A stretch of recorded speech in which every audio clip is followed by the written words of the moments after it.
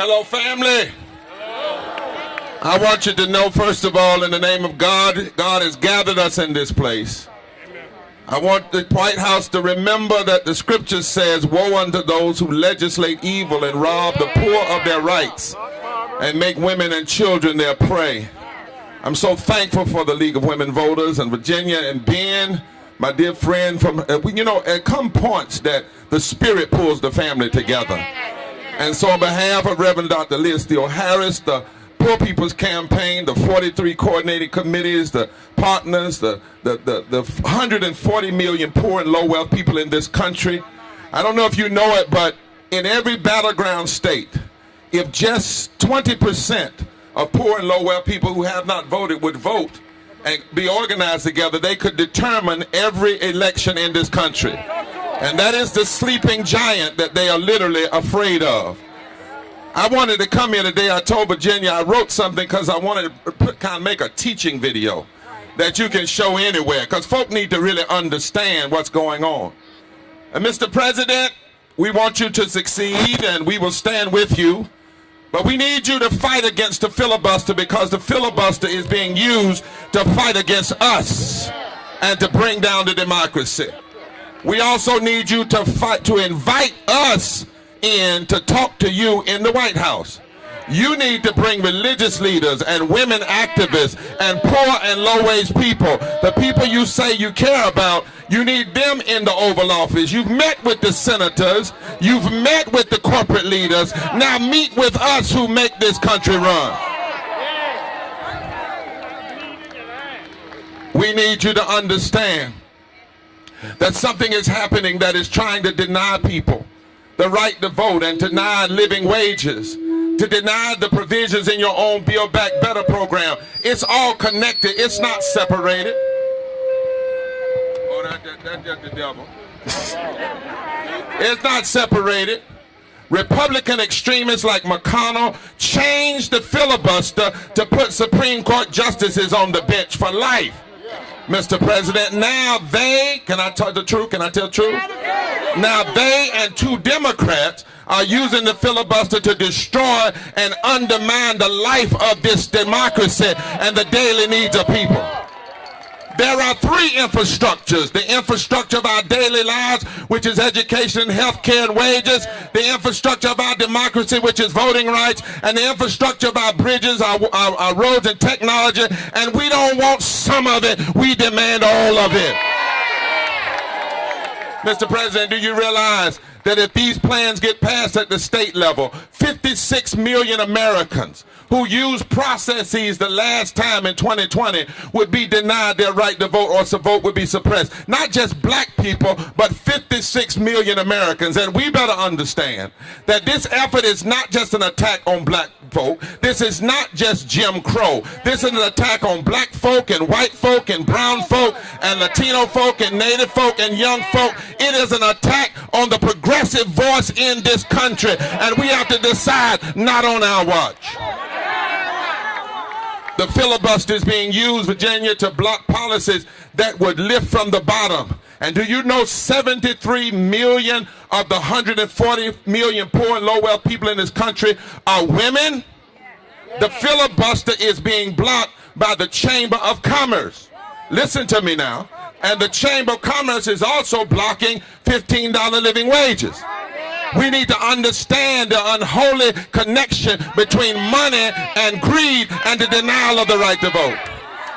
Mr. President, it's time for you to use all your weight in this office, the weight of the presidency. And if you do, the American people, as Sister Diane Venice said, the American people will reward you with votes. But if you don't and let them stall your agenda, it will depress the electorate. Mr. President, it's time to fight. The filibuster is not constitutional, so you did not swear to uphold it, but you did swear to uphold equal protection under the law for all people. Mr. President, it's time to stand up. And lastly, let me just say, Mr. President, why you got to stand up. This is a coward filibuster. Even Robert Byrd and Strom Thurmond wouldn't use this kind of filibuster. Senator Byrd said that the filibuster should be a fight where you have to defend it.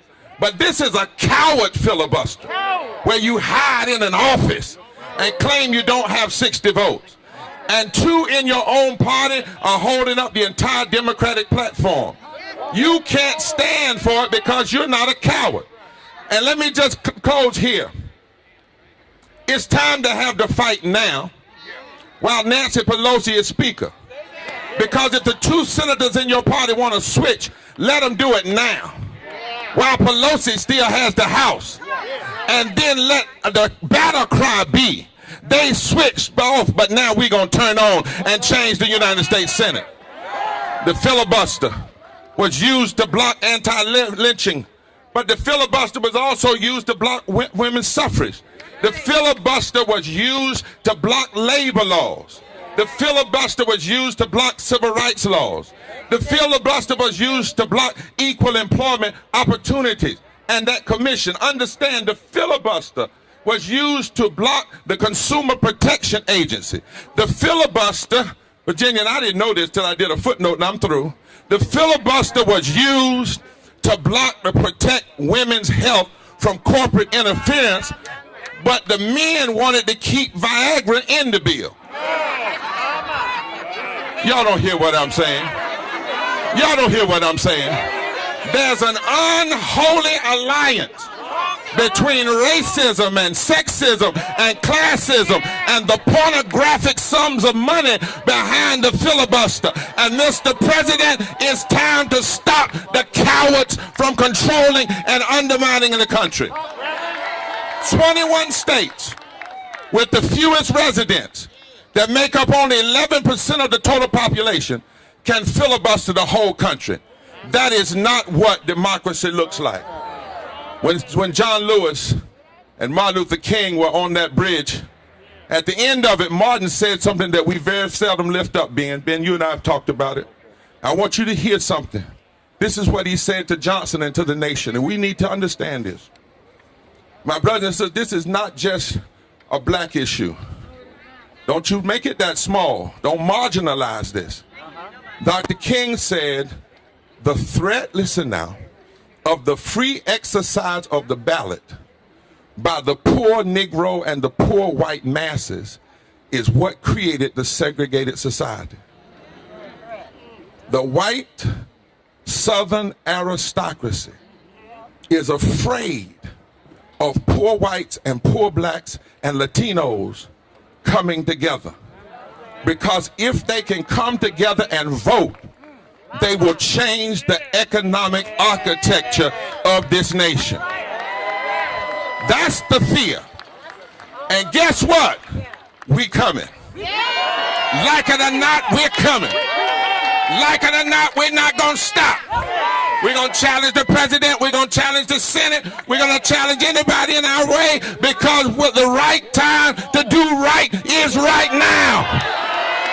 Our voting rights, our voice, our power, our strength, our ability will not be filibustered. Not now. Not ever. Not now. Not ever. Not now. Not ever.